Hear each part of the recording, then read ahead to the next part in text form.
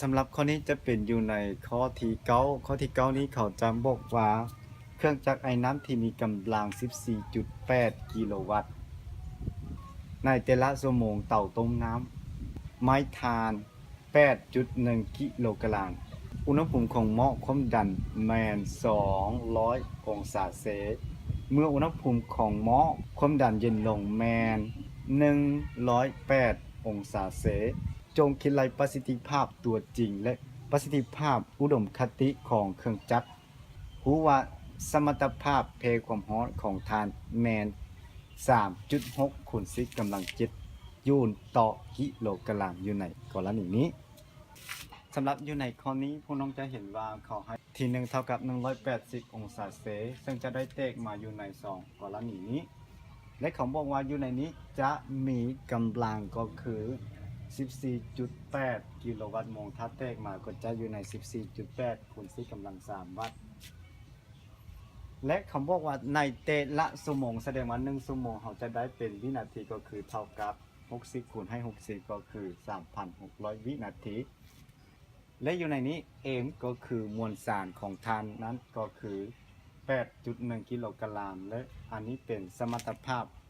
เท่ากับ 3.6 คูณ10กำลัง7ยูลต่อกิโลกรัมอยู่ในนี้เขาถามว่าประสิทธิภาพตัวจริงและประสิทธิภาพของเครื่องจักรเท่ากับเท่าใดแท้อยู่ในนี้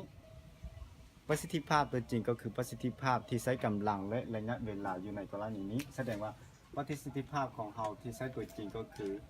อันนี้จะเป็นแห่งงานส่วนให้ Q ตัวนี้ก็คือส่วนให้ Q ก็คือความร้อนตัวนี้อยู่ในกรณีนี้เราจะมีแห่งงานตัวนี้เท่ากับกำลังคูณให้เวลาและ Q ตัวนี้ก็จะเท่ากับ M ตัวนี้คูณให้ Q น้อยอยู่ในกรณีนี้จะได้ประสิทธิภาพก็คือ P คูณให้ T ส่วนให้ M คูณให้ Q อยู่ในกรณีจะเท่ากับ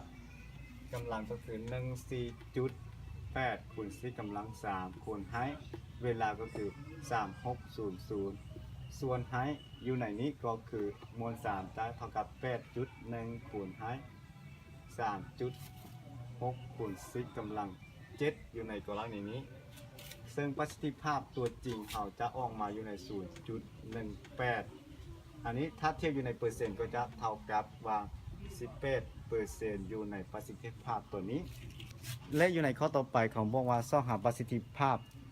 ของเครื่องจักรแสดงว่าเครื่องจักรของเราจะมีประสิทธิภาพก็คือเท่ากับ T1 ลบให้ T2 ส่วนให้ T1 อยู่ในกรณีนี้เราจะได้เท่ากับว่า 473 ลบให้ 381 ส่วนให้ 473 ซึ่งประสิทธิภาพของเราอยู่ในนี้จะออกมาเป็นยูลจุด19หรือเท่ากับ 19% อยู่ในกรณีนี้ซึ่งอยู่ในนี้จะเป็นประสิทธิภาพทั้งสองที่ว่าเราต้องการสอบหาหรือน้องอื่นจะใช้เป็นประสิทธิภาพตัวที่1และตัวนี้จะเป็นประสิทธิภาพตัวที่2ก็ได้คือกัน